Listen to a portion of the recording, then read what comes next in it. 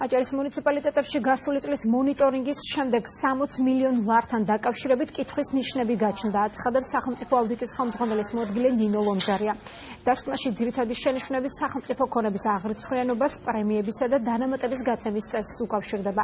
დოკუმენტში საუბარია ტენდერებზეც, განმარტებულია, რომ არაკონკურენტუნარიანი გარემო მონაწილეთა რაოდენობას მნიშვნელოვნად ზღუდავს. აჭარის მუნიციპალიტეტებში ბიუჯეტის მონიტორინგი 2016 წელს განხორციელდა. შეხვედრაში მმართველი ერთეულების არასამთავრობო და სამოქალაქო სექტორის წარმომადგენლები ესწრებოდნენ.